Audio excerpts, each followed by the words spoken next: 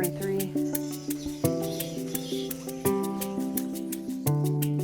It's been a great collaborative effort between the county leadership on the commission level, Kate Ziegler doing her groundwater monitoring, because, you know, without that knowledge of what the groundwater is doing, you can't make informed decisions for the future. Starting in Union County with just 50 wells and starting to get to know folks and communities out here, and then watching as the efforts out here spread into neighboring counties, you know, from the Front Range all the way down to the Quay Caprock, is what I've learned from producers as I meet them and I get to know their wells and their challenges, but also hearing people say, well, I figured out how to do this with my wells to conserve water or to be strategic about things. But being able to say to them, you've got a neighbor up north on another ranch who's done some really cool storage and pipeline. We should go visit them and talk. Get some ideas. Yeah, and just that being able to now link folks together to say, okay, like collectively, all of us are facing the same challenges. Yeah. You know, the drought. Yeah. Just never ending, and we need water. In the southern high plains, there's a long-standing worry about losing farms and ranches due to lack of water.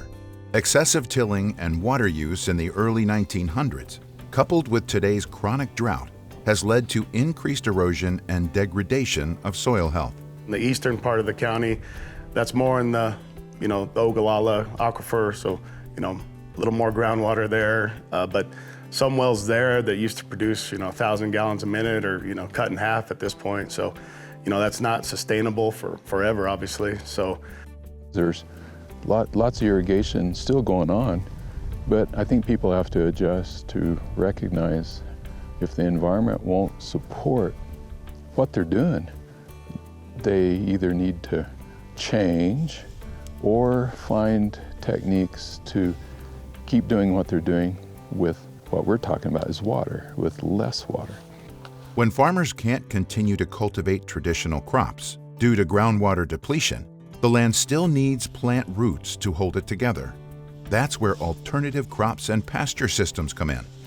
We have implemented a research program where we're looking at different crop and forage production systems to see if we can mitigate the losses in the irrigation water that we're receiving. So we're trying to look to see how we can promote sustainability in the future in this part of the country. If you can conserve, slow it down, only use what you need, or do some management adjustments. I used to have alfalfa here and several grasses that demanded quite a bit of water.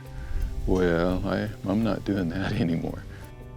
Together, agricultural producers, scientists, and researchers are learning from each other and implementing practices to lessen the use of well water while maintaining soil health. While considering various water-wise land management options, it's important for all well owners to know what's happening under the surface. Geology informs groundwater. Under this, you know, grassy plains with our little lava-capped buttes, that it's way more complex than we ever thought it would be under there. yeah, I think I've told you this. I think it was a professor or maybe an old driller. He said, it's dark down there. It's hard to know what's down there. Well monitoring and testing helps farmers and ranchers understand the water tables that underlie their region, including more complicated or deeper parts of the geology. For example, fractured sandstone beds are the primary water-bearing zones in Union County. Interspersed shales may inhibit vertical flow of water recharge. Rock types change as you go along under the ground, and then we have ancient paleotopography with some rock units inset into other rock units, and so you can go from one really good well and you can shift and be in a really bad geology and get a really weak well. This is one reason that wells on the same ranch or nearby ranches may behave quite differently. Sometimes wells are so deep they are isolated from potential recharge, other groundwater. Sometimes wells are shallow and can receive recharge, but in dry years may not receive infiltration from rain or snowmelt. We just don't have consistent water In fact, right here, we didn't have a lot of precipitation last summer. We had some early, but then it turned off hot and dry the rest of the summers. When precipitation does occur, the water often comes all at once. By collecting and sharing data over time, well owners can better predict which wells will continue to produce and which wells should be protected. We know that the groundwater, the depth of the wells is going down, and the amount of water that is being pumped out of the wells, so it will impact the long-term viability. And people have to get that information. So being able to listen to the professionals on where we're at on the groundwater situation will really help to maintain the production practices. Understanding more about the recharge cycle and the impact it has on the food supply increases the ability of food producers to operate and helps ensure food security. Planning is the key.